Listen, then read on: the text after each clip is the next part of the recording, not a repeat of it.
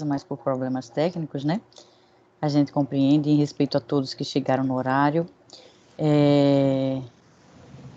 Boa noite a todos, sejam muito bem-vindos à nossa 5ª edição da série de webinários BIM na Prática, uma parceria entre o Conselho de Arquitetura e Urbanismo de Sergipe e a Câmara Brasileira de BIM de Sergipe.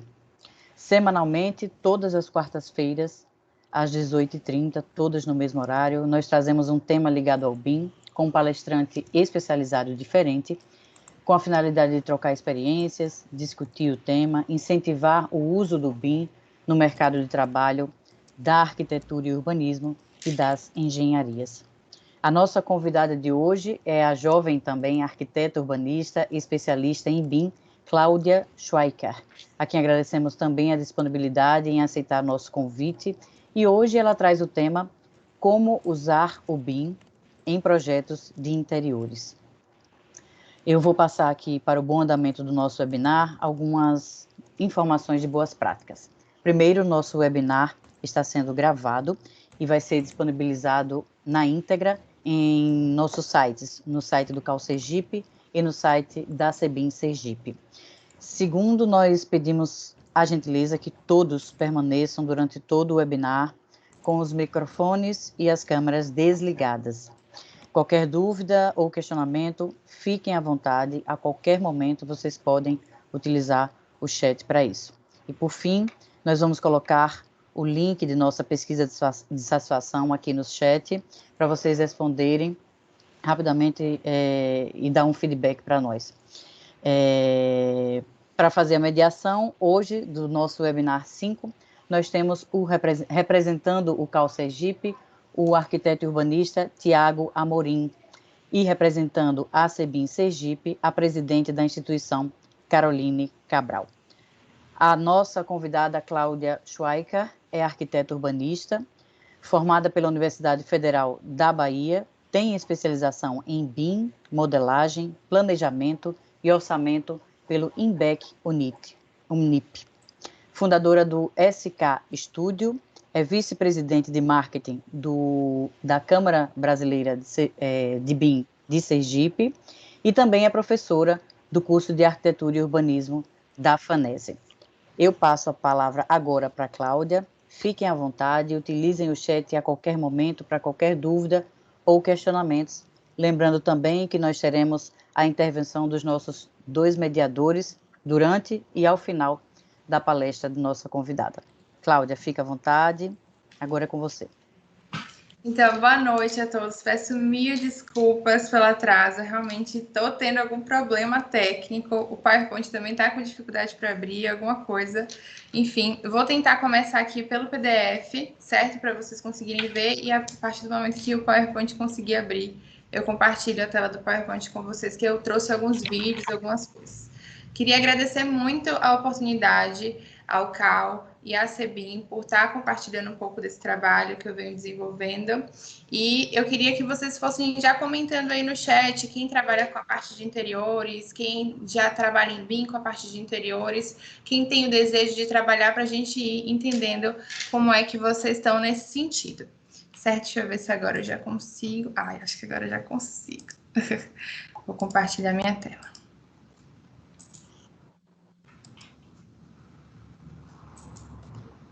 Estão vendo?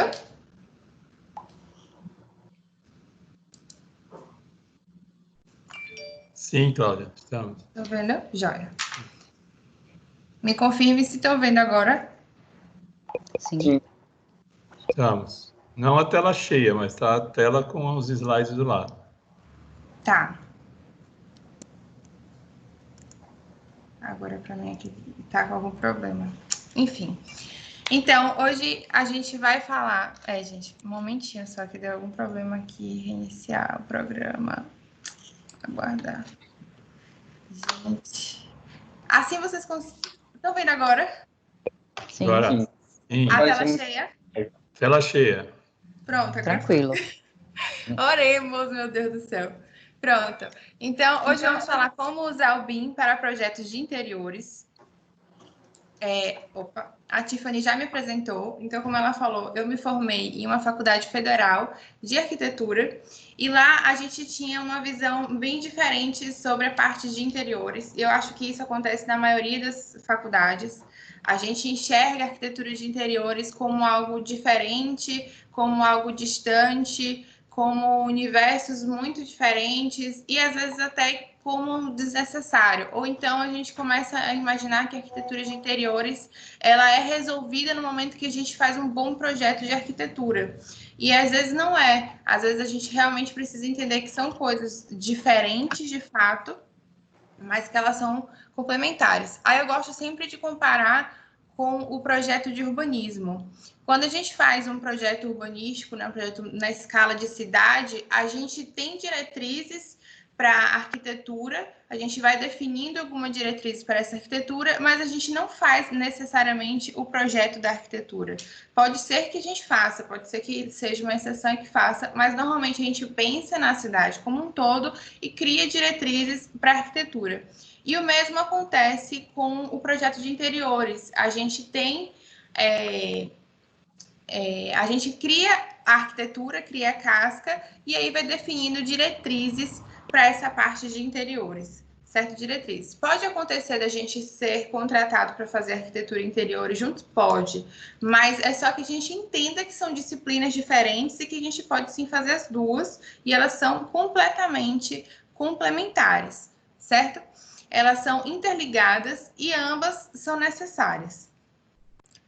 Para você estar tranquilo, os slides vocês estão conseguindo acompanhar, está com muito delay, só me passa esse feedback, Fernando, por favor. Tá ótimo, Cláudia. Pronto. Outra coisa que eu trago aqui, antes da gente começar a falar de BIM, é que projeto sem execução não é arquitetura. Então, eu tenho muito isso em mim, de que o objetivo final do meu trabalho é conseguir concretizar, né, realizar aquele projeto através da execução. Então, esse é o meu objetivo final, porque eu entendo que a arquitetura é o espaço construído. Então, eu tenho muito esse conceito e sempre busco a melhor forma de viabilizar, através do meu projeto, a execução de uma arquitetura. Quando a gente fala de arquitetura de interiores, a gente ainda tem que definir que a arquitetura de interiores ela é diferente de decoração, né? A arquitetura de interiores é uma das atribuições do CAL para a nossa profissão, e a arquitetura de interiores envolve adaptação do espaço construído, envolve demolição e construção de paredes, envolve alteração de pontos elétricos, envolve alteração de pontos hidrossanitários. Então, a arquitetura de interiores, ela envolve construção. Quando eu falo de decoração, aí eu estou me referindo mais à parte mais estética, que aí eu vou definir cores, texturas, às vezes sem interferir na parte estrutural do ambiente que eu estou projetando a parte de decoração. Então, é legal entender essas diferenças e entender que a arquitetura de interiores, sim, ela vai envolver obra, mesmo que numa escala menor. E, além disso, que a arquitetura de interiores ela tem um papel de personalizar o espaço construído para os seus usuários, novos ou não. Por que eu falo isso? Porque, às vezes, a gente pensa assim também que a gente faz um projeto de uma casa, por exemplo, e que esse projeto vai servir para sempre para aquele usuário final. E, às vezes, não. A nossa vida muda, nossos filhos crescem, saem de casa, a gente fica lá com um quarto ocioso, enfim. A gente vai precisando fazer adaptações dentro da nossa casa. E também pode acontecer daquela casa ser vendida e vai ser outro usuário que vai habitar ali. Então, é sempre pensando na adaptação desse ambiente para quem for usufruir esse ambiente. Então, por quê, né? Por que interiores em BIM? Se a gente entende que a arquitetura de interiores envolve construção e a gente entende que BIM é um protótipo do ambiente construído em um ambiente computacional, com todas as informações e complexidades que envolvem essa construção, então por que não BIM interiores? Acho que a pergunta é essa, por que não? Se a gente está falando de uma obra, mesmo que em pequena escala, a gente está falando de vários agentes envolvidos, a gente está falando de um marceneiro que vai estar ali, de um eletricista, do rapaz de hidráulica, então a gente vai ter muita gente envolvida, é uma obra complexa, assim, de pequeno porte, mas ela tem sua complexidade, então se tem tudo isso para a gente resolver, a gente pode antecipar e resolver com o BIM. Então, o que eu ganho com isso? Cadê? Opa, passei muito. Menos retrabalho, centralização do projeto, centralização da informação, antecipação de problemas. Quando eu falo centralização do projeto e centralização de informação como coisas diferentes, é porque centralização do projeto é que eu faço tudo, eu consigo fazer, se eu quiser, tudo em um único software. Então, eu concentro meu esforço em um único software. E quando eu falo centralização da informação, é que a informação fica contida em um modelo, e esse modelo vai percorrendo até a obra. Então, é por isso que essa informação ela fica ali contida, ela não vai se perdendo em vários softwares que eu vou trabalhando. Antecipação dos problemas, porque a gente, de fato, está simulando uma construção. Projeto mais consistente, porque a gente já começa a pensar esse projeto muito mais antecipadamente e com isso consegue resolver muitas questões que a gente só resolveria lá na obra. Quantitativos mais assertivos, a gente consegue dar uma quantidades mais exatas para o nosso cliente e isso é feito de uma forma muito menos braçal do que era na forma convencional. O orçamento prévio estimado, que é uma das coisas que eu vou falar aqui mais na frente também, que é um artifício que a gente pode usar para o cliente, que é até de convencimento. Agilidade no desenvolvimento do projeto executivo, que eu acho que esse é o maior ganho quando a gente fala de interiores, porque o projeto de interiores ele envolve muitos detalhamentos, é um projeto que é em volta do detalhe, né, do fino acabamento. Então, se a gente assim, perde muito tempo no detalhamento de um projeto, no detalhamento de nossos ambientes, a gente tem que entender que a gente tem que perder tempo pensando no projeto e não desenhando aquilo, né? Que o desenho, ele já vem meio que pronto e a gente vai realmente só dedicar nosso tempo a resolver a solução, né? E pensar em soluções para aquilo. Então, menos tempo dedicado ao projeto executivo e mais tempo dedicado à concepção, que é a parte que de fato importa, né? Que é de fato o nosso produto. Não é o desenho, é de fato a solução que a gente está dando para a vida do nosso cliente, como a gente vai transformar e adaptar o ambiente dele da melhor forma. E além disso, qualidade de vida, que é algo que eu sempre falo para os meus alunos, que a gente combina, a gente ganha muita qualidade de vida, porque a gente deixa de ter aquele trabalho braçal, desgastante que a gente tinha com a metodologia convencional. Vou falar do processo tradicional agora. Eu só queria que vocês fossem me pontuando se está muito rápido, se está tranquilo, certo? Então, processo tradicional. A gente faz, normalmente, no processo tradicional, o levantamento cadastral em um software, que é AutoCAD, na maioria das vezes. Então, a gente vai lá, né, cadastra o ambiente, ou ele já vem isso pronto para a gente. A gente desenvolve o estudo do projeto, né, a ideia em um outro software, que é de modelagem geométrica 3D, na maioria das vezes um SketchUp da vida, ou qualquer outro desse mesmo estilo. E daí a gente volta para o software do AutoCAD. Às vezes a gente usa até um outro software, um terceiro, só para renderizar. Então, daí já são 3 softwares que a gente está envolvendo em um único processo, né? A gente nem chegou na etapa final do projeto. E aí, depois a gente volta para o AutoCAD para fazer a planta baixa. Então, só na etapa de estudo preliminar, a gente está envolvendo aí 3 softwares e a gente faz um vai e volta sem parar. Então, nisso daí a informação se perde. Ou se não se perde, você tem um imenso retrabalho de fazer isso no AutoCAD, de fazer isso no SketchUp, depois de fazer isso no software de renderização. E, além disso, todo o projeto executivo e quantitativos são feitos também em um software CAD como o AutoCAD. Isso é muito trabalhoso. E se tiver alteração? Aí eu pergunto, né? E se tiver uma alteração em uma vista que envolve mais umas 3 vistas e uma planta baixa, a gente começa a ter muito retrabalho, começa a ter frustração, porque você está perdendo muito tempo naquilo, começa a ter gasto de tempo, gasto de dinheiro. E se você esquecer de alterar um desenhozinho sequer e esse desenho for errado para a obra? aí é dor de cabeça e prejuízo na certa, porque não vai doer só no seu bolso, no seu retrabalho, porque a gente às vezes não consegue contabilizar o retrabalho, a gente não consegue precificar o retrabalho que a gente tem em um projeto, mas o prejuízo que a gente dá a um cliente por um erro nosso, por um projeto com um detalhamento ter ido errado e ter sido executado errado, por uma falha de concentração de informação, esse prejuízo a gente consegue quantificar. Oi, quer falar alguma coisa, Fernando? Não, desculpe, foi sem querer. Tá tranquilo, gente? Até aí tá tranquilo? Estão conseguindo acompanhar? Tá no ótimo, bom. Cláudia. Que bom. Então, vamos falar agora como é esse processo de projeto em BIM. O que muda, né? O que faz de ser diferente? Então, quando eu faço um projeto em BIM, o levantamento cadastral, ele já ganha muita importância. Por quê?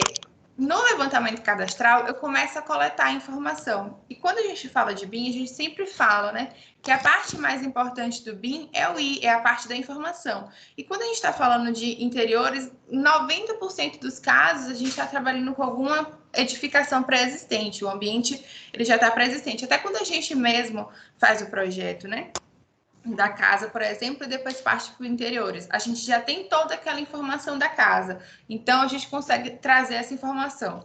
E quando a gente já encontra o ambiente construído, a gente tem que ir lá e fazer o levantamento cadastral. Não significa dizer que a gente tenha que ir lá manualmente fazer esse levantamento. Você pode terceirizar esse serviço, pode ter uma equipe para fazer isso para você. O que é importante é que você tenha todas as informações que você precisa na sua mão. Então, se você terceiriza esse serviço, que você passe todas as instruções e diretrizes para que todas as informações que você precisa cheguem até você. Então, a gente tem 90... É uma frase que eu já ouvi e que eu aplico muito nessa parte de levantamento cadastral, que a gente gasta 99% do tempo investigando um problema e aí a gente consegue gastar 1% do tempo imaginando a solução. Porque se a gente entende muito bem o nosso problema, entende muito bem o que a gente já tem ali e o que a gente tem que resolver, que são as dores do cliente, o que ele precisa mudar, fica mais fácil a gente pensar numa solução e dela ser assertiva, né? Dela ser aceita pelo cliente, etc. Então, o que eu preciso ter de informação nesse levantamento cadastral? Eu preciso ter todas as sancas de gesso que existem lá já, né? Quando a gente fala de edificação de multiresidencial, né, edifício multiresidencial, a gente normalmente vai ter muitas passagens de sanca, porque é tubulação ou a parte de ar-condicionado passando. Então, tudo isso eu preciso trazer para o meu modelo. Eu preciso trazer todos os elementos estruturais, pilares e vigas. Não importa se ele não está sendo visto, se eu não estou vendo a sanca não, o dente daquela viga, mas eu preciso modelar, preciso informar que ela está aí. Isso a gente vai conseguir, na maioria das vezes, com um projeto estrutural, né? Que na maioria, quando é um edifício multiresidencial, eles oferecem para a gente, e quando não, a gente tenta identificar com o que a gente está vendo mesmo. A gente precisa pegar também pontos elétricos e pontos hidrossanitários. Aí eu falo de ponto de esgoto, ponto de água fria, a saída de tudo, porque no momento que a gente faz, por exemplo, uma alteração de bancada, se a gente não entender muito bem onde é que estão esses pontos, a gente pode também estar fazendo uma alteração de pontos hidrossanitários. Então, por isso que é importante entender muito bem eles. Também bancadas existentes, é algo que eu trago para o meu modelo. E aí eu trouxe uma imagenzinha de um modelo, certo? Nessa etapa de cadastro, de levantamento cadastral. Então, depois do levantamento cadastral, eu consigo ter o modelo e ele já tem essas informações para mim. Já tem os pontos elétricos existentes, os pontos hidrossanitários, as bancadas, o piso. Esse daí, no caso, também tinha algumas informações de incêndio, eu também já trouxe. O máximo de informação que eu consegui trazer vai me ajudar a analisar melhor esse espaço construído que eu já tenho. Esse projeto, eu vou tentar trazer ele mostrando a evolução dele em cada etapa, certo? Então, sempre que eu vou falar das etapas e em seguida vou mostrando o projeto, como ele fica, o resultado desse modelo. Então, vamos agora para estudo preliminar. Quando a gente chega no estudo preliminar, é o momento do processo criativo, de fato. Esse é o momento que muitas pessoas acabam voltando para o SketchUp ou para qualquer ferramenta dessa de modelagem geométrica que seja mais fluida. Eu acabo fazendo exatamente tudo no mesmo software, que no caso é o software BIM. Então, o processo criativo ele acontece também dentro desse software. O processo criativo ele significa, na verdade, a montagem desse modelo, né? A gente vai começar a montar ele, definir e tal, e sempre com foco no objetivo, que é como eu já falei para vocês, que eu tenho foco de executar os meus projetos. Então, eu sempre vou pensando no que eu vou precisar modelar para conseguir tirar um quantitativo lá na frente, ou o que eu vou precisar modelar para ter um detalhamento do jeito que eu preciso. Então, isso já vai desde o comecinho sendo pensado. Óbvio que a gente consegue parametrizar muitas dessas informações e não precisa repetir esse trabalho tantas vezes. Outra coisa que a gente já começa a utilizar nessa etapa de estudo preliminar são as ferramentas de reforma. Então, eu já consigo passar para o meu cliente uma ideia de reforma de forma muito fácil, porque a maioria dos softwares BIM ele oferece ferramentas de reforma que elas fazem a representação gráfica para a gente dessa reforma de forma automática. A gente define as cores e vai, no caso do Revit, que é o software que eu utilizo, a gente vai com um martelinho só definindo o que a gente quer demolir. E isso é muito fácil, muito prático. Outra opção que é muito bacana para usar nessa etapa são as opções de desenho. A gente normalmente tende a oferecer mais de uma opção por cliente, ou até mesmo a gente internamente quer estudar mais de uma opção. Então, a maioria desses softwares tem essa ferramenta, que é a opção de desenho, que permite intercalar várias modelagens de acordo com a nomenclatura que a gente dá para essas opções. Aí eu trouxe um videozinho, não sei se eu vou conseguir passar, vamos rezar aqui para ver se vai. Não sei se vocês estão conseguindo ver, me sinalizem.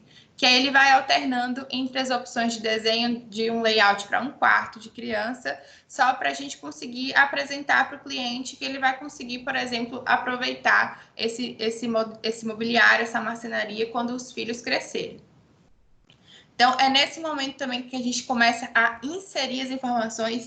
As informações que a gente inseriu até agora são as informações que já existiam lá, as existentes. E nesse momento a gente começa a inserir as informações do projeto, né? As soluções que a gente quer dar nesse momento. E também a gente já consegue extrair uma planta humanizada, que era outra coisa que muitas vezes era desenvolvida em outros softwares, às vezes no Photoshop da vida. A gente consegue fazer isso com um software BIM de uma forma muito fácil, se a gente já vai configurando essas informações de materiais, configurando os templates da vista, que a gente vai falando mais na frente. E já consigo apresentar para o meu cliente uma planta de reforma. Eu normalmente apresento na etapa de estudo preliminar, porque daí ele já começa a entender o que vai mudar na casa dele, e isso também já vira um artifício de tomada de decisão. Ele já começa a ver, olha, ele vai demolir tudo isso, eu estou disposto a esse tanto de demolição, e isso já começa a ser uma tomada de decisão mesmo para o meu cliente. E também utilizo visualizadores de modelo BIM. Eu trouxe aqui uma experiência. Essa aqui é um videozinho mostrando a planta de cadastro, a planta de reforma daquele mesmo projeto, que é uma lanchonete, e a planta humanizada, né, que seria ela um pouco mais graficamente com sombra e tudo, para o cliente entender melhor esse layout final. E aqui o modelo como já fica nessa etapa de estudo preliminar. Então, eu já de fato vou modelando tudo como se fosse um projeto já para renderizar, mas nessa etapa eu ainda não renderizo. Eu apresento a solução através de um visualizador BIM, como é esse que eu estou mostrando agora no vídeo, que ele permite que o cliente passeie pelo modelo, né? E também visualize em paralelo uma planta. Então, com isso, ele consegue entender essas circulações, entender esses fluxos, ele consegue perceber esses espaços de forma melhor e entendendo também que o cliente de interiores, na maioria das vezes, ele é leigo, ele não é da área de arquitetura, engenharia e afins. Então, essa forma de visualizar a planta e o 3D do lado facilita muito o entendimento dele. Então, é um artifício que eu tenho usado e que tem funcionado bastante. Aí, depois disso, eu tenho uma fase que é o anteprojeto, que eu acho que aí, não sei se a maioria das pessoas que trabalham com interiores tem essa fase, mas é uma fase que eu inseri para conseguir aprovar toda a disposição de layout, disposição de mobiliário, a disposição da marcenaria antes de aplicar texturas e informações de materiais, e essa parte que já é quase um executivo, digamos assim. Então, na etapa de anteprojeto, a gente vai começar a inserir as informações de materiais, cores e texturas. A gente vai começar a colocar especificações. Então, eu já consigo fazer um mapa de revestimentos nessa etapa, já consigo ter uma planta de mapa de revestimentos. Aí eu trouxe também uma imagenzinha mostrando que a forma que a gente modela uma parede de interiores, ela também muda. A gente vai começar a separar essa parede que é o revestimento, porque interiores, na maioria das vezes, a gente não vai orçar embolso, reboco, a gente não vai orçar essa parte, então a gente não precisa modelar essa parte, a gente só vai modelar mesmo o que a gente vai precisar orçar, a não ser que a gente, de fato, vá construir uma alvenaria, né? Mas se a gente não for construir, se a gente for só mudar um revestimento que existe lá, não tem por que modelar todas essas camadas. Então, projeto de pontos elétricos eu também já antecipo para essa etapa, porque meus clientes, eles sempre me cobram a posição da tomada numa vista, numa imagem. Então, eu já resolvi antecipar isso e também já me antecipa um orçamento prévio quando eu começo a antecipar essas plantas. O luminotécnico também, o projeto luminotécnico, as luminárias que eu coloco nesse modelo, nesse momento, são as mesmas que vão aparecer no render e as mesmas que vão sair no quantitativo depois. A mesma também que eu vou utilizar no detalhamento de luminárias. Então, eu consigo aproveitar todos esses elementos até o final. Tem a opção também de renderização na nuvem, que é uma opção excelente, que a gente poupa nosso tempo de ficar esperando um render ficar pronto, por exemplo. É uma opção que eu acho muito eficaz da maioria desses softwares. E tem a possibilidade também da gente brincar, né, com realidade virtual, realidade aumentada, mas isso independe, né, qualquer maquete 3D a gente conseguiria. Aí eu trouxe aqui 2 exemplos de render. O render do Revit, né, que é o render que eu consigo fazer de forma nativa, usando a ferramenta da nuvem, obviamente. E aqui embaixo o render do Lumion, que é um software de renderização que eu utilizo na maioria das vezes quando eu quero ter uma qualidade de imagem um pouco melhor. Por quê? Porque a qualidade que eu consigo com o render do Revit, ela na maioria das vezes já me satisfaz. É uma renderização que eu consigo me comunicar com o meu cliente, eu consigo passar minhas intenções de projeto, eu consigo passar as intenções de materiais e texturas, ele consegue visualizar a iluminação. Então, para mim, já é suficiente. Mas quando eu quero um resultado um pouco melhor, ou fazer um vídeo, né, uma coisa mais diferente, eu tenho utilizado bastante para a parte de marketing também, né, para usar no Instagram e tudo. A questão do Lumion, ele acaba sendo um pouco melhor. Mas ele é um software de renderização, então ele não modela lá. Então você consegue mandar seu modelo do jeito que você fez no Revit para ele e ele só renderiza lá. Então, a ideia, se você ainda prefere usar um renderizador desse porte, né, desse tipo, que você tente concentrar as informações ainda no seu modelo BIM, que você vai inserindo tudo ali e mande para lá realmente só para renderizar, para colocar adornos, para colocar decoração, enfim. Nessa etapa, como eu antecipo a parte de pontos elétricos, a parte de iluminação, eu já consigo ter uma ideia de um orçamento prévio e estimado, com base nesses quantitativos que eu começo a levantar, e eu consigo apresentar isso para o meu cliente. E isso funciona, na verdade, como realmente uma tomada de decisão. Ele consegue ter uma noção do quanto aquilo vai custar e a gente consegue definir se vamos avançar para um projeto executivo ou vamos fazer alguma alteração ainda nesse momento. Porque a partir do momento que eu avanço para o projeto executivo, não tem mais alterações, né? A não ser que seja extracontratual. Então, vamos para o projeto executivo, para a gente quase finalizar aqui. Então, a gente começa, já aprovou tudo, já aprovou, não tem mais alteração nenhuma. Eu vou documentar apenas tudo que já está modelado. Então, eu começo, deixa eu ver se aqui também é um videozinho. Eu começo só a inserir informação.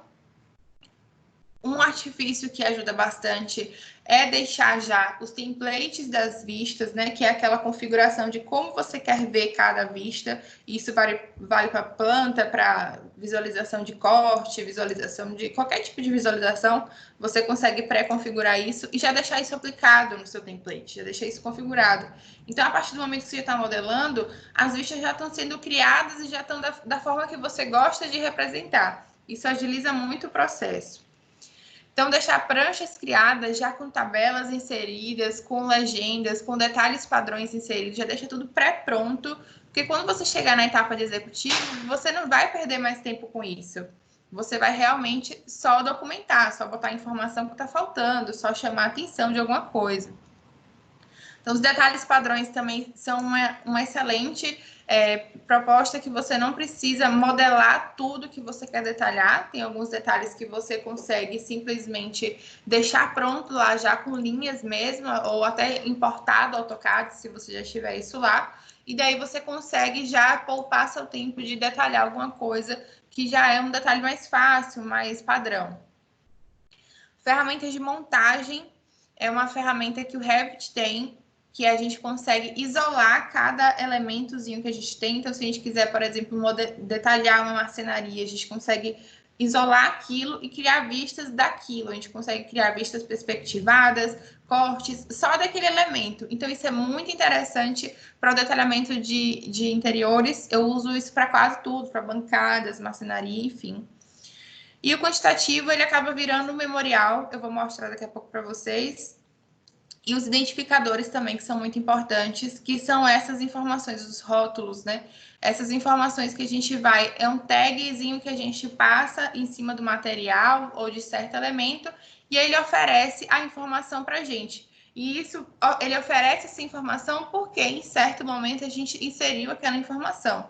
Então, a ideia é que nessa etapa de executivo já esteja tudo inserido, a gente realmente vai lá só colocando os tagzinhos para sair as informações corretas. Então, vou passar aqui um caderno executivo completo, só para vocês verem desse projeto, certo? A folha de índice também a gente consegue fazer lá. Essa daqui é a folha de layout, a de reforma. O mapa de revestimentos, a gente consegue aplicar uma corzinha e já relacionar com a tabela de materiais. Mapa de rodapé também. A forma que você modela o rodapé tem que te trazer um quantitativo correto depois. Planta de pontos. Os pontos também, se você for fazer um trabalho colaborativo com outra disciplina, ele consegue aproveitar esses pontos. A planta de iluminação. Acho que aqui acabou. Não, tem mais. Planta de forro. E aí, seus detalhamentos, esses, por exemplo, não são padrões, que são detalhamentos específicos. Aí, no caso, o detalhamento das bancadas, que eu trago esses elementos de forma isolada. Isso é uma montagem, é uma ferramenta que o Revit oferece. E detalhamento de acessibilidade, de áreas molhadas, tudo isso a gente consegue fazer diretamente mesmo. Detalhamento de esquadrias, quadro de esquadrias. E aí, detalhamento de fachada. Aqui é um outro projeto, eu trouxe só para mostrar para vocês que aquele não tinha tanto a parte de marcenaria, ali a marcenaria foi menor. Aí eu trouxe esse que é um caderno de marcenaria mesmo, para falar que marcenaria é outro elemento muito importante para a gente dentro de interiores, quando a gente trabalha em BIM, porque a gente consegue parametrizar todos esses módulos e funciona como se fosse um Promob. Eu não sei se todo mundo aqui conhece o Promob, mas é um software que é muito utilizado na área de movelaria, de armário, de marcenaria. Então, a gente consegue simular isso aqui, né? Criar esses módulos. E aí, na hora da criação, na hora do detalhamento, é muito mais fácil, é muito mais fluido do que ter que modelar tudo isso.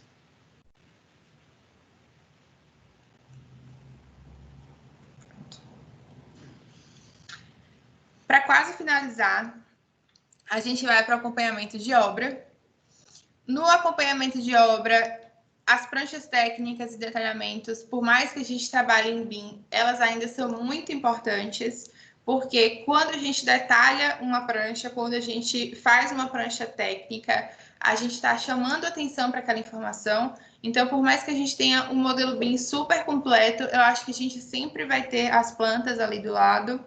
Não precisa ser impressas, mas a gente vai precisar ter essas plantas, porque é o momento que a gente realmente documenta, que a gente vai lá e bota um texto chamando atenção para aquele objeto, ou bota um detalhe ampliado chamando atenção para o encaixe de certo material, enfim. Então, elas são importantes. E o visualizador de modelos BIM, o mesmo que eu utilizo, que no caso o que eu utilizo é o da Lux BIM Viewer, o mesmo que eu utilizo para a etapa de estudo preliminar, ele volta agora também no executivo, mas já com um modelo mais completo. E o legal é que essa mesma visualização que eu estou mostrando, que é no caso do computador, você consegue ter no celular, você consegue ter no tablet. Então, você consegue, de fato, consultar essas informações em qualquer lugar que você estiver. Ele cria umas bolinhas azuis onde tem detalhamento, então ele consegue criar esse link, e aí você está visualizando aí só as plantas, né? A gente não está visualizando o 3D ainda, mas ele vai mostrando onde a gente vai ter algum link de outra informação que existe acerca daquele modelo. E a gente consegue também visualizar o modelo 3D, agora mais completo, e consegue acessar as informações desse modelo, que é o que eu acho a parte mais importante. Consegue tirar medidas, consegue fazer sessões onde você quiser. Então, essa parte para você entregar para um gerente de obra e ficar lá com o modelinho na mão, eu acho realmente que adianta muito o lado. Existe ainda uma questão cultural, né, que nem todo mundo está assim disposto a deixar o papel de lado e ficar mexendo no celular ou no tablet, mas eu acho que é uma questão de tempo também para que a gente perceba que a gente tem muito mais benefícios tendo um modelo completo na nossa mão do que ir lá buscar cadê as plantas e tal. E o legal também é que quando você clica na imagem da planta, ele te leva para aquele ambiente. Então, ele já te mostra todas as informações que você quer ver. Você não precisa ver tudo para chegar no ambiente tal. Então, eu acho bem interessante. Deixa eu ver o que mais que ele vai mostrar aqui.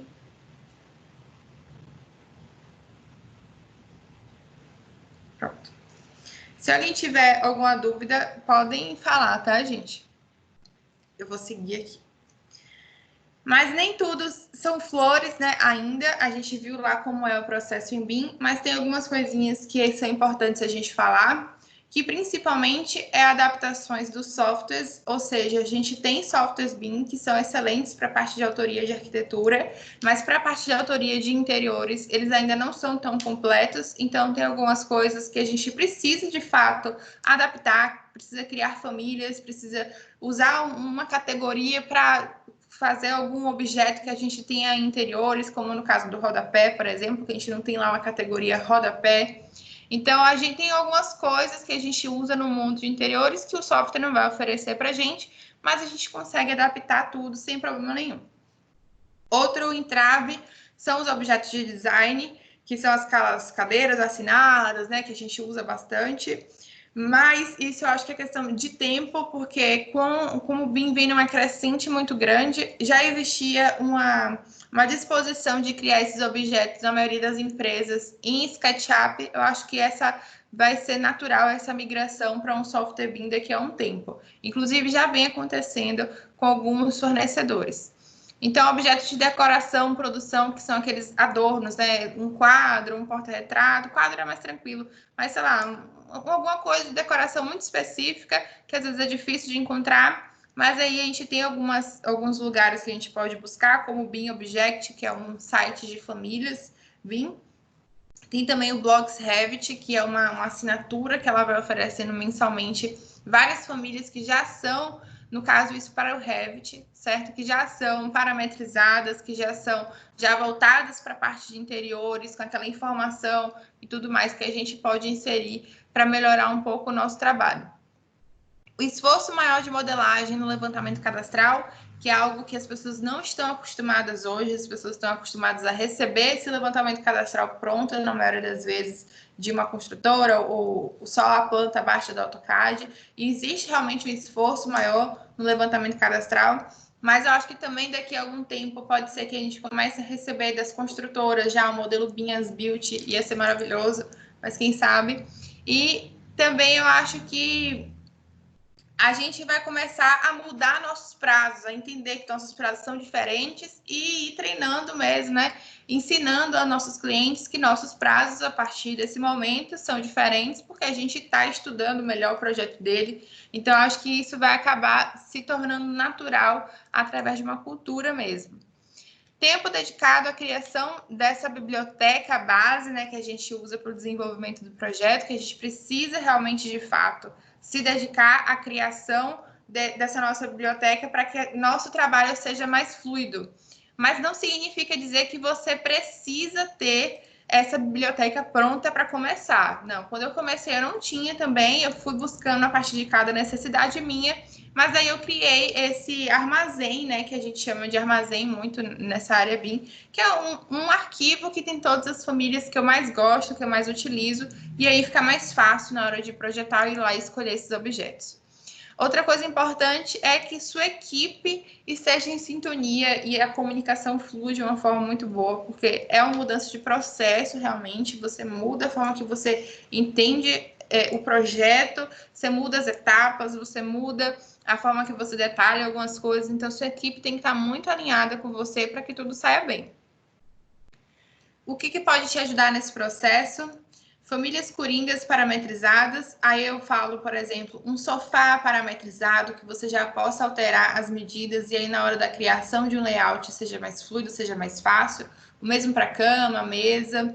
A parte de bancadas e pedras, todas as minhas bancadas elas são paramétricas. Então, o que é área seca, o que é rodopia, o que é testeira, o que é a própria curva, tudo isso eu vou configurando como se fosse um dado. Eu vou só dizendo lá como é que eu quero, ou então puxando umas setinhas, né, de controle que a gente tem, que isso é muito fácil, muito fluido na hora da criação. E a parte de marcenaria também, toda parametrizada. Quanto mais você parametrizar a marcenaria, melhor. Eu já entendi isso com o tempo. E parametrização no sentido de dimensões e materiais. E se você não tem isso ainda, tem um plugin que eu conheci recentemente, eu ainda não tive a oportunidade de testar, que é o plugin Planejados da Story Design, que eu vi alguns vídeos deles mostrando como é que utiliza e tal. Eles têm um plugin que se realmente instala no software e você consegue já ter essas famílias de mobiliário de marcenaria parametrizadas. Inclusive, ele te dá um quantitativo de corte, né? Exatamente todas as peças que você vai ter para conseguir executar aquela marcenaria. E isso certamente vai facilitar muito a parte de orçamento de marcenaria. Eu ainda não testei, mas está na minha lista para testar em breve. Outra coisa que, de fato, vai te ajudar muito é ter um template eficiente e personalizado.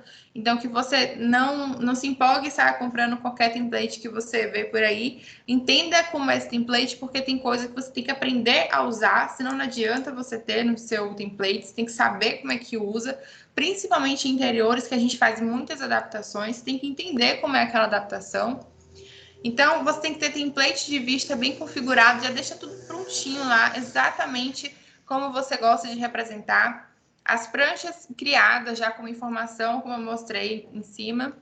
Criar também esse armazém, que é como eu mostrei lá com as suas famílias, né? E já pré-configure isso, já coloca as informações daquele imobiliário, para quando você inserir no projeto, você não ter que se preocupar com a especificação dele já vai estar lá. Opa.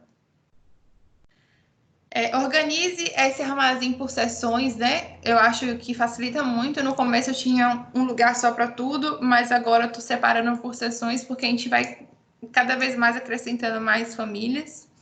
E importe famílias do SketchUp, porque a maior parte de design ainda está lá, de fato. Então, uma família ou outra, não tem problema nenhum você importar. Só cuidado, não sair importando tudo, porque de fato são famílias mais pesadas, né? São objetos mais pesados. O software do SketchUp ele funciona de uma forma diferente do que a do Revit. Ele é um pouco mais complexo, as formas dele, o Revit ele é um pouco mais simplificado. Então, cuidado, né, na hora de sair importando tudo. Deixa eu ver. Outra coisa que vai te ajudar muito nesse processo é checklists, mapeie seus processos, entenda esses processos, né? Entenda o que muda. Não necessariamente você vai seguir a forma que eu estou mostrando aqui, mas entenda o que muda no seu processo, né? Entenda isso de forma muito assim, organize isso e crie checklists, porque isso dá autonomia para sua equipe. Uma vez que você cria o checklist, vai ficar mais fácil para sua equipe ir lá fazendo os ajustes, seguir o projeto, porque já está tudo ali mapeado. Para revisões de erros também, quando você mapeia, fica mais fácil para você revisar. Eu uso bastante eu usava o Trello, né, que é um software bastante conhecido, né, um aplicativo bastante conhecido.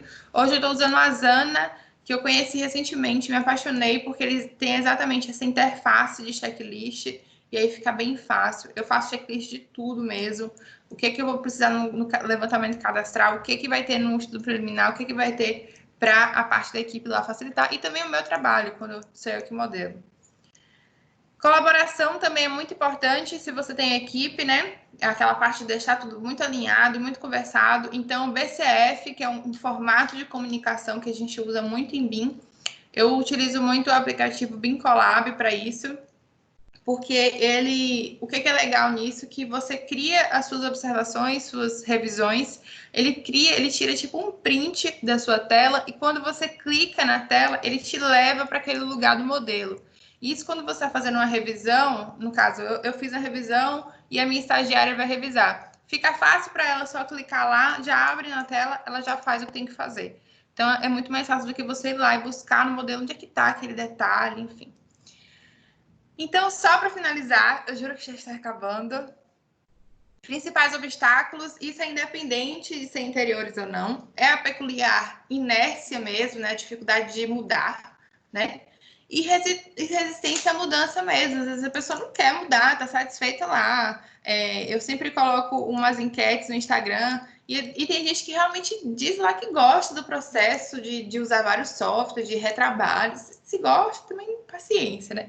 Mas, assim, os principais obstáculos são essa inércia, né? A falta de proatividade na hora de vou lá, vou mudar, resistência à mudança, dificuldade de entendimento e de compreensão do que de fato é BIM, e os seus reais benefícios, porque a partir do momento que você começa a entender, você começa a enxergar como o BIM pode te auxiliar em tudo.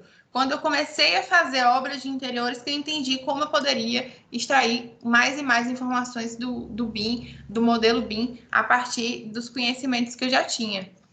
Então, questões culturais também e peculiares do ambiente do mercado brasileiro, né? Que a gente tem muito isso de que o estudo preliminar tem que vir logo, né? A ideia tem que vir logo, né? E muitas vezes o cliente vai lá e executa sem um projeto executivo. Isso é uma cultura, né? Que a gente tem que mudar, a gente tem que começar a explicar para o nosso cliente que o papel do projeto não é dar ideia para ele executar, é de fato planejar a obra dele, é falar, olha, a gente vai fazer isso, você vai gastar tanto para fazer isso, por onde a gente começa, vai fazer tudo de vez, não vai fazer tudo de vez. Então, entender, ele tem que começar a entender que o projeto, ele ganha a importância de um planejamento na vida dele. E essas informações não são da minha cabeça, né? É uma fonte uma coletânea da CEBIC sobre implantação de BIM. E que bom que você não faz parte desse grupo, uma vez que você está aqui já assistindo essa palestra, sinal que você já está interessado em mudar. Deixa eu ver. Material de apoio, eu trouxe aqui, não tem nenhum específico de interiores, então eu trouxe aqui a parte mais voltada para BIM mesmo, a coletânea da CEBIC, aí tem vários guias, né? Tem o manual do BIM. Acho que se você está disposto a trabalhar em BIM, independente da sua área, vai entender a teoria, né? Vai entender a lógica do BIM. E só algumas frases para a gente fechar aqui, que não é o mais forte que sobrevive, nem o mais inteligente, mas o que melhor se adapta às mudanças. E no mundo dos negócios, não só no mundo dos negócios, acho que em todo lugar, já que a tecnologia invadiu tudo agora, as mudanças ocorrem cada vez mais rápido. Então, para caminhar para trás, basta ficar parado. Então, se a gente não se movimenta, realmente a gente vai ficar para trás, não tem para onde correr. Então é isso. Desculpa se eu falei muito. Obrigada pela atenção de vocês. Vou interromper aqui o compartilhamento. para a gente ver se teve alguma dúvida durante a apresentação.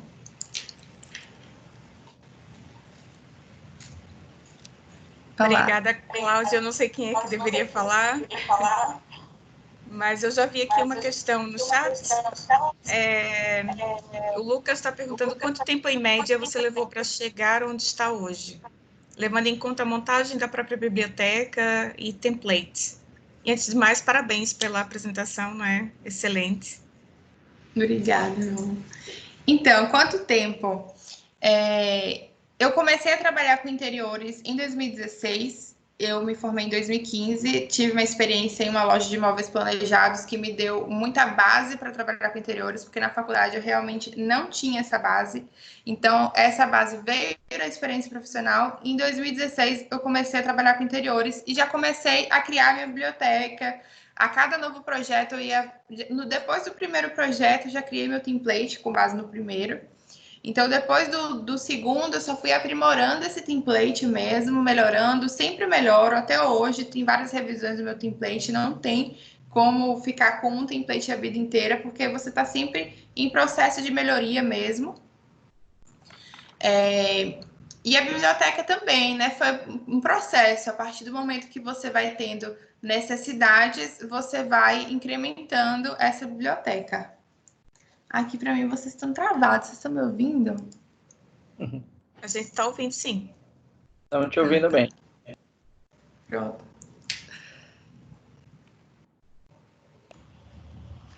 Consegui responder? Então, Cláudia, o Lucas, ele segue aqui a pergunta dele, perguntando, né, pedindo se você pudesse explicar um pouquinho sobre as paredes cebola para quantitativo. Tá, a pergunta cortou um pouquinho, não sei se eu consegui entender, mas é sobre a parede cebola, não é isso? Perfeito. Como é que funciona, não é isso, na verdade? É como usa ela para quantitativo. Ai, tá cortando. Enfim, acho que minha internet hoje, meu Deus, não tá funcionando. Enfim, tá.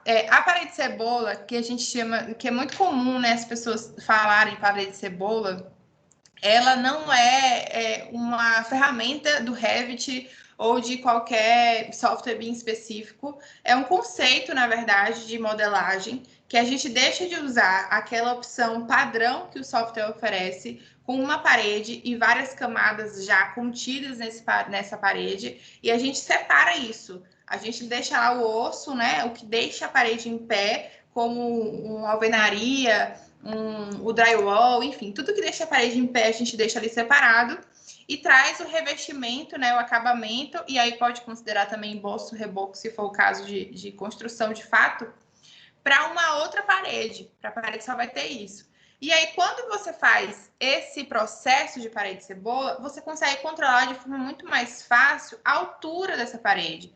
Você consegue controlar até onde ela vai. Porque interiores é diferente de arquitetura, porque interiores a gente quer inventar algumas coisas. Por exemplo, a gente quer inventar uma na cozinha, quer fazer um detalhe em cima da bancada, mas em cima não vai ter, do lado também não vai ter. Então, para você fazer aquilo ali, é muito melhor você trabalhar com a parede cebola, que você vai lá e desenha exatamente onde você quer e pronto, já sai certinho no quantitativo, fica lindo, fica fácil de revisar, de configurar. E eu aprendi isso na Tora mesmo, porque a gente teve um projeto que foi para obra o quantitativo com a parede inteira e sobrou material para caramba. Eu falei, meu Deus, o que aconteceu? Falei, não, interiores não dá mesmo, não dá, tem que ser separadinho. E é por isso também, Cláudia, que a gente também fala que BIM é processo, não é? E a parede cebola faz parte disso, a gente planejar e ver qual seria o nosso processo de trabalho, né? Ver a melhor forma, né? Às vezes, em determinado projeto, não se aplique, enfim. Tá. O Augusto, ele está perguntando aqui se você usa o Dynamo em interiores e se usa, como é que usa? Não usa ainda.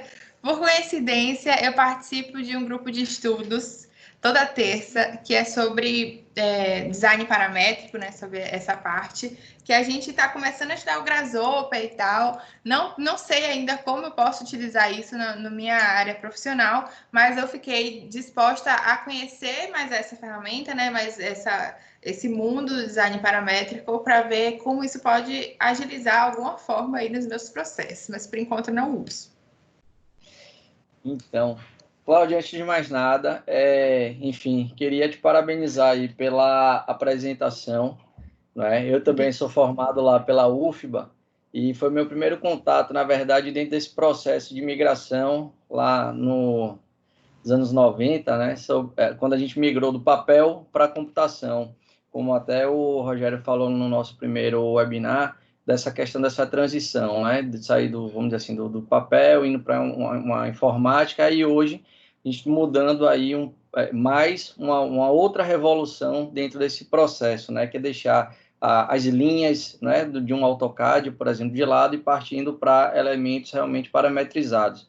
Essa talvez seja a grande chave da mudança e também realmente os profissionais entenderem que me parece realmente um caminho sem volta, tá? Mas não vou me estender muito aqui nesse sentido e trago para você aqui mais uma pergunta, não é? Que é a pergunta do Luiz, não é? Como que seria para se especializar em BIM para interiores, não é? Ele diz aqui, não há no mercado cursos específicos para isso. Eu queria que você pudesse... Isso eu acho que é verdade. Carol, me ajude, você acha que já existe? Não conheço. Na minha pós-graduação também não foi falado nada de interiores, mas... Não há uma especialização de interiores, mas já há pelo menos um curso que eu conheço, especializado mesmo nessa área. E depois, se quiserem mais informações, eu não sei se devo falar aqui ou não. Eu sugiro a Cláudia formatar um curso de interiores em BIM. Então, já é uma das minhas ideias, uma das minhas pretensões. De um tempo para cá, eu comecei a compartilhar muito isso no Instagram, e daí surgiu muito interesse de algumas pessoas em saber como é esse processo e tal. Então, eu estou bolando, né? Estou esquematizando um curso, mas assim, mostrando o processo mesmo, mais focado no processo, desde a etapa inicial de briefing até a etapa de executivo, para ver tudo de fato, e não só entender uma ferramenta, né? Entender o processo, daí você decide qual é a ferramenta que você vai utilizar, qual é a ferramenta que supre suas necessidades. Mas em breve, quem sabe? Ô, Cláudia, eu tenho uma pergunta minha, né? Que é o seguinte, a gente sabe que no mercado, né, em geral, e no Brasil como todo, em Sergipe não é diferente, a gente sabe que existe uma busca por parte dos clientes muito voltada ainda na coisa do preço e não do valor, né? O preço no sentido quanto custa um projeto. E o cliente ele ainda não consegue enxergar que o que a gente entrega é uma solução, não é um desenho. E é muito interessante quando você pontua que o que a gente está buscando cada vez mais dentro dessa mudança de metodologia, de paradigma, de processo, é realmente entregar solução e não o desenho, né? Investir muito mais na conceituação, nas soluções e deixar esse trabalho, vamos dizer assim, braçal, né? Cada vez mais parametrizado, mais automatizado. Aí eu te pergunto, como que você trabalha essa mudança de paradigma, né, na visão do cliente? Quando um cliente te procura, te demandando um projeto de interiores, como que você passa isso para ele como sendo um diferencial, né? Como é que você entende isso? Então, quando o cliente me procura, na maioria das vezes, né, o cliente leigo, eu só tive até hoje na minha vida, acho que 2 clientes que me procuraram por causa do processo de BIM. 2. O resto realmente não sabe o que é, não sabe para que serve, mas sempre que eu apresento a minha proposta já é completamente diferente. Eu já apresento explicando cada etapa dessa mesmo, mostrando como é o escopo, né? O que ele quer, o que eu vou resolver, e explicando cada etapa dessa para ele entender, né? Para depois eu chegar lá no investimento, que é o valor que ele vai gastar para conseguir esse projeto. E sempre que eu apresento uma proposta, eu apresento também a empresa, né? Se o cliente é novo, enfim. E aí, na apresentação da empresa, eu também explico o que é BIM. Não sei se, de fato, para ele isso já interfere, né? Já muda o consentimento dele, o entendimento. Mas eu acho que por mais que a gente, né? Quanto mais a gente for falando, vai chegar uma hora que, de fato, eles vão entender que é importante e vão dar o devido valor. Mas eu acho que é um processo mesmo. Um dia a gente chega lá, ainda não tem uma fórmula certa para a gente mudar esse pensamento. Eu vou aproveitar para complementar o Tiago, se você já percebeu essa mudança nos clientes também, com essa maneira de você apresentar os trabalhos, né? Até pelo visualizador, o da Lux, e como é que tem sido o feedback deles. Então, a parte você acha que já está mudando isso? A parte do visualizador é de fato que eles ficam mais assim, eles falam, esse negócio de BIM é bom mesmo, eu não entende muito ainda o que é, mas eles começam a perceber que é diferente dos demais. E também qualquer artifício de visualização 3D, eu acho que eles já ficam mais encantados. Então, videozinhos mostrando aquela história da realidade virtual, que você consegue colocar o óculos e ver lá dentro. Eu sei que isso a gente consegue fazer com outros softwares não BIM, mas isso já vai dando para ele um sentido de importância daquele produto, sabe? Ele já vai entendendo, nossa, isso é diferente. E acho que aí você já começa a explicar outras coisas também nessa impressão que ele tem, sabe? Mas acho que cliente... principalmente do visualizador BIM mesmo. Isso, é porque o cliente tem dificuldade, às vezes, né, em visualizar o projeto, e isso também auxilia. Mas, para além disso, é toda a informação que vai estar lá, né, disponível para ele, e que a gente consegue ter uma resposta mais assertiva, né? Exatamente. O Carlos... Desculpa, Tiago. Só pegando o gancho, Carol, sobre essa questão ainda da forma como o cliente ele enxerga, não é, o trabalho de um arquiteto, não é? E ainda mais dentro desse momento de mudança.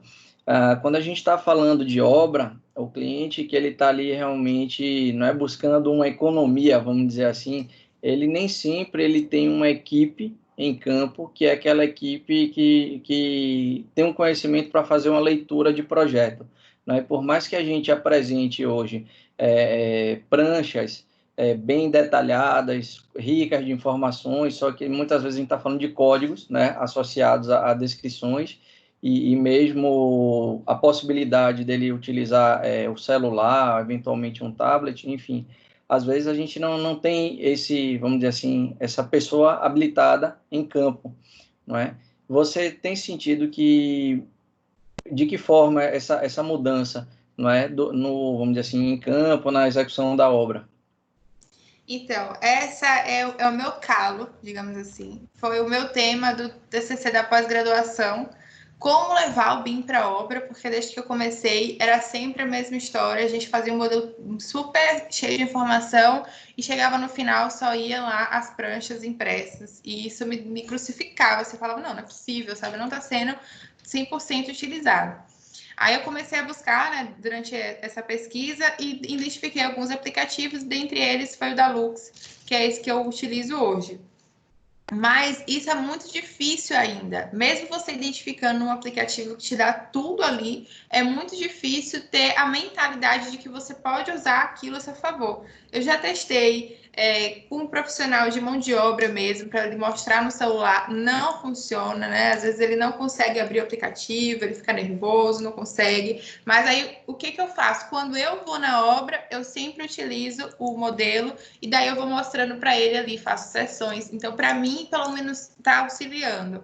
Já testei também, no caso de arquitetura, né, de execução de casas, enfim, com um gerente de uma construção, e não funcionou. Eu dei o treinamento para ele, a gente teve uma reunião mostrando como é que usava o aplicativo, eu fiquei lá, não, agora vai.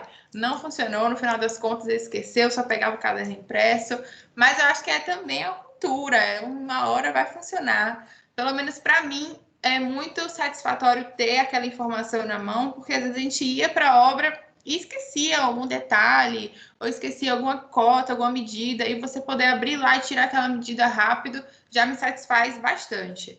Eu acho que um dia a gente consegue. Ainda sobre barreiras, vamos conseguir, né? Porque isso a gente brinca, eu tenho um amigo que fala da evangelização do BIM, e é mesmo isso, porque é um processo, né? Não é de uma hora para outra. E ainda falando sobre barreiras, o Carlos está perguntando aqui sobre o custo elevado dos softwares, ainda, que se você acha que esses valores possam melhorar com o passar do tempo.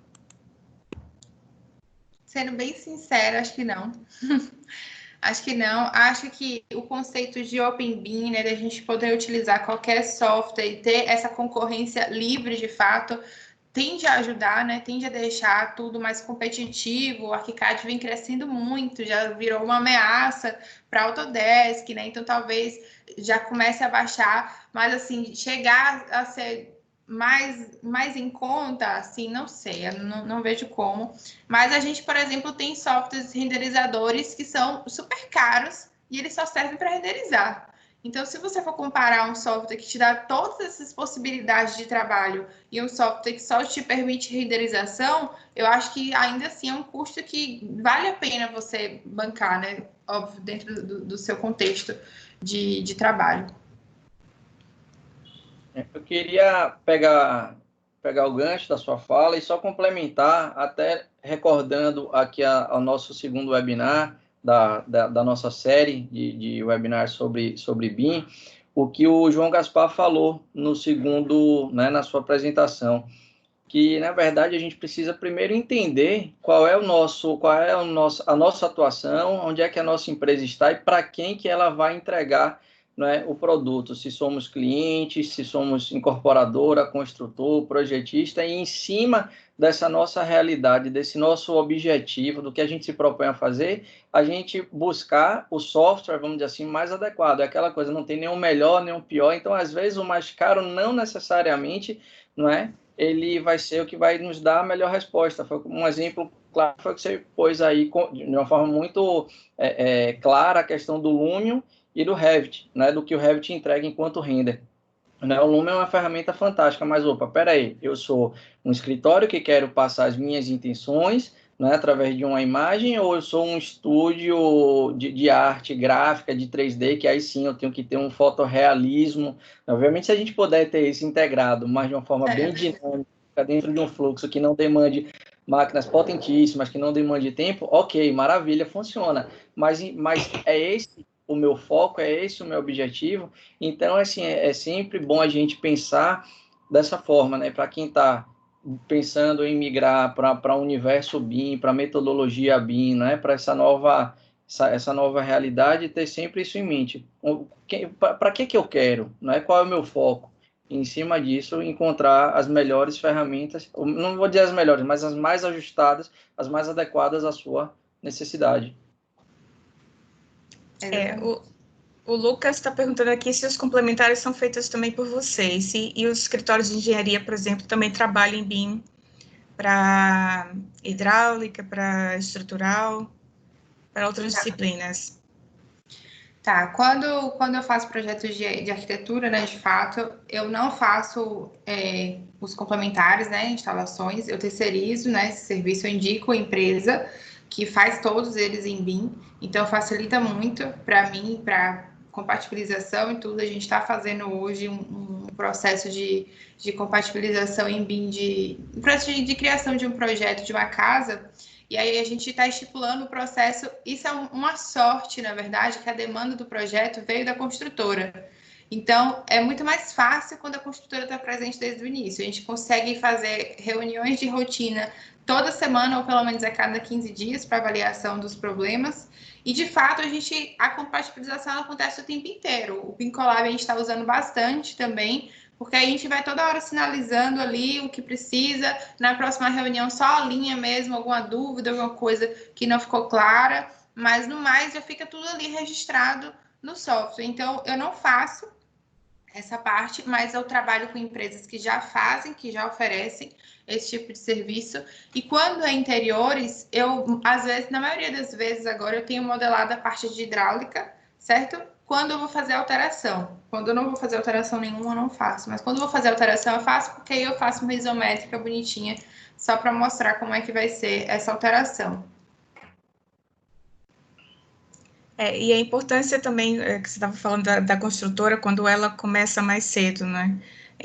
Os profissionais devem começar a trabalhar e a se comunicar mais cedo no projeto, e a gente já ter essa colaboração, né, desde o início, porque a gente não tem a cultura ainda de planejar, a gente quer tudo para ontem, então a gente perde, a gente deixa de ter esse planejamento para logo começar a colocar a mão na obra, né, a mão na massa, aliás, desculpa, e depois vai se vendo os problemas que vão acontecendo, né? Então, se a gente perdesse, entre aspas, um pouco mais de tempo planejando para ver qual é o melhor processo, como você falou da modelagem das paredes, que tipo de informação é que o cliente quer e como é que você vai entregar essa informação para o cliente. Tudo isso faz parte desse planejamento, não é? Então, a gente precisa ter um pouco mais dar mais importância a essa fase. E quando a gente fala de trazer o construtor para o começo do processo, é engraçado porque é engraçado e difícil também de lidar, porque a gente já começa a ver barreiras de orçamento, né? De custo. A gente já começa a ter noção do quanto as coisas vão custar, porque ele já tem muita noção, ele já tem muita vivência. Principalmente eu, que eu tenho poucos anos de formada, né? Se for comparar assim. Mas quando a gente já começa com esse input de, olha, a gente tem uma limitação de orçamento, a gente precisa ter uma casa nesse escopo, mas com essa limitação de orçamento. E aí a gente já vai desenhando isso, é muito mais fácil dessa casa ser executada conforme a gente desenhou. Porque o que mais acontece, né, é muito natural, muito normal, natural não. A gente fazer um projeto lindo, maravilhoso e não conseguir executar porque às vezes não cabe no bolso do cliente ou executa só partes disso. Então, quando a gente traz o construtor, é mais esse ganho que a gente tem, de que a gente começa a entender o orçamento desde o comecinho mesmo, né? Começa a entender tudo desde o começo. Realmente muito, muito bom. Cláudia, o Antônio ele está perguntando aqui quanto cobrar e qual o prazo de entrega para o projeto de um apartamento. Quanto cobrar depende de muita coisa. Eu hoje consigo precificar por hora trabalhada, então fica muito mais fácil para mim dizer quanto tempo eu vou gastar naquele projeto e conseguir chegar a esse preço. Então, acho que o caminho mais fácil é esse. Por metro quadrado não dá, é difícil mesmo você mensurar, né? Ou pelo menos pela quantidade de ambientes, enfim.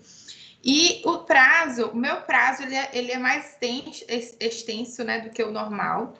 Isso é uma mudança de cultura também, certo? Quando o cliente ele me procura, ele já fica ciente desses prazos desde a proposta, né, da apresentação da proposta. Ele é mais longo. Um projeto de um apartamento, sei lá, de 2 quartos, é entre 2 a 3 meses o tempo para terminar o projeto. E eu sou muito taxativa de que precisa finalizar o executivo para começar. Não é todo cliente que obedece, óbvio, mas a maioria tende a obedecer, porque isso faz muita diferença. Quando a gente está no executivo, por mais que a gente modele tudo desde o início, quando está no executivo, a gente revê, né, nosso projeto, a gente faz uma revisão ali do que foi modelado, se é aquilo mesmo, se a gente vai fazer alguma alteração, vai quantificando, né, vendo a quantificação se está toda certinha. Então, eu sempre prezo que eles esperem esse tempo, né, realmente uma mudança de cultura, entender que o estudo preliminar ele vai demorar de aparecer, mas eu vou o tempo inteiro conversando com o cliente para acalmar a ansiedade mesmo, né? É ansiedade, né? A gente está tratando com o cliente que é o cliente final, né? Então, eles ficam ansiosos para ver esse projeto, mas a gente vai ali alimentando com informação, fazendo perguntas e tudo mais, para que ele se sinta parte do processo e consiga respeitar as etapas. Tem dado certo, tem alguns projetos, principalmente comerciais, que é a área que eu tenho mais atuado recentemente, que eles pedem um prazo menor, daí eu enxugo, e algumas vezes eu tiro a etapa de anteprojeto, que é aquela que eu mostrei para vocês. Eu junto, na verdade, anteprojeto e estudo preliminar, quando o projeto é pequeno, quando é comercial e é pequeno, ou até de residencial pequeno também. Quando o projeto é pequeno, é um ambiente, 2 ali, é um pouco menor, não vai ter tanta alteração de layout, aí a gente consegue enxugar e aí já reduz um pouco esse prazo. Só complementando, você chega a amarrar em contrato, no seu contrato, a necessidade de contratação dos projetos complementares, no caso de arquitetura de edificação, uma casa, por exemplo? Sim, eu falo que o cliente ele fica responsável por me passar esses projetos complementares. Então, ele fica incumbido de fazer essa contratação, mas eu geralmente indico porque, para mim, é muito melhor que ele contrate alguém que trabalhe em BIM, que eu já vou receber tudo para compatibilizar, do que alguém que não trabalhe, né? Que aí fica mais difícil. Até um gerente de obra que não trabalha em BIM também é mais difícil. Quando trabalha em BIM, flui melhor. Já aconteceu, o aplicativo não funcionou bem, mas já aconteceu de eu conseguir passar o modelo e eles conseguirem tirar algumas medidas ali mesmo no modelo, já facilitar o melhor processo. Certo. Mas, assim, de todo modo, o cliente ele tem ciência dessa obrigatoriedade dele de contratar os projetos complementares, independente de ser em BIM ou, vamos dizer assim, Sim, num sistema tradicional, né, de isso. desenvolvimento de projeto. Eu pergunto isso porque, assim, assim, é triste constatar, mas o que eu mais percebo hoje é o seguinte: a última coisa que o cliente quer de um arquiteto é projeto. Assim, infelizmente, essa é uma realidade, e aí, obviamente, quando a gente vai conversando e vai colocando para o cliente a necessidade, a importância, os benefícios, né, que ele vai ter em contratar um projeto, aí ele vai mudando a percepção dele. Mas quando ele fala em gastar dinheiro com projetos, seja ele de qualquer ordem, na cabeça dele funciona da seguinte forma: na grande maioria, né, não generalizando. O que é que eu preciso para dar entrada numa prefeitura, aprovar e poder construir minha casa, por exemplo? Eu digo isso quando a gente trabalha muito no nicho de edificação residencial. Então, o que eu vejo do cliente é isso: projeto complementar não precisa, não é obrigatório para uma prefeitura, para um condomínio, não vou contratar. Projeto executivo é obrigatório, não vou contratar. Então, assim, por isso que eu estou te fazendo aqui essas provocações nesse sentido, né? Se existe, de fato, essa passagem de bastão para o cliente de que ele tem que apresentar os projetos complementares. Isso a gente volta em contrato. Eu não fiz muitas casas, né, edificações residenciais, assim, mas todas que eu fiz foram com todos os complementares. Eu acho que eu tive essa sorte. Talvez por trabalhar em BIM também uma coisa já puxa a outra, né? Mas o que eu acho que realmente é uma mudança cultural, não tem jeito, sabe? A gente vai chegar ao ponto de que eles vão entender melhor esse processo, entender a importância, e também a gente tem que convencer eles disso o tempo inteiro. Eu ouvi essa semana que o importante, o cliente realmente ele não quer o projeto, sabe? E ele não tem que querer o projeto, ele quer a solução dos problemas dele, ele quer resolver o que é o problema dele. Seja lá uma casa bonita, ou seja lá o problema de aprovar a casa e começar a construir. Então, cabe a gente o jogo de cintura de ir conduzindo ele para que, sem ele perceber, ele entenda que realmente ele precisa de um projeto, né? Ou que não, que ele só precisa do problema resolvido, porém o problema resolvido vem através do projeto. Uhum. É puxado mesmo. Cláudia, o Lucas está perguntando se é possível disponibilizar o seu TCC. Sim. Eu não sei nem... Eu não tenho que ver onde é que tá, mas eu posso disponibilizar, sim, sem problemas. Tá, a Grazi pediu para você, por favor, repetir o nome do aplicativo que você utiliza na obra. Da Lux BIM Viewer. Eu vou escrever aqui no chat. Peraí, deixa eu abrir o chat. Ele é ótimo. Ele é ótimo porque ele tem a versão gratuita dele. Tem algumas limitações. A principal limitação é a quantidade de projetos. Antigamente eram 6, agora só são 3 projetos que a gente consegue colocar na versão gratuita. Mas é muito boa a versão gratuita, você consegue tirar medida, consegue fazer tudo aquilo que eu mostrei na versão gratuita, ele é excelente. E a propaganda dele é de fato que ele é o visualizador mais rápido do mercado. Porque, por exemplo, eu uso o Revit, eu poderia utilizar o visualizador da Autodesk, que a Autodesk tem, né? O ArchiCAD também vai ter, esqueci o nome agora deles. O BIMX, né? O ArchiCAD também vai ter, todos eles têm. Só que eu, nesse TCC, eu testei todos eles e vi, de fato, que, na época, pelo menos, né, o mais rápido, o que tinha melhor resposta quando a gente rotacionava o modelo, que não ficava falhando muito, o que a gente tinha melhor resposta de conseguir fazer um corte numa obra, sabe, pelo aplicativo mesmo, conseguir cotar, foi esse. Então, por isso que foi o que eu comecei a utilizar. E ele tem duas versões, que é o da Lux FM, que é para parte de facilities, que eu ainda não testei, nem vi o que ele oferece mais.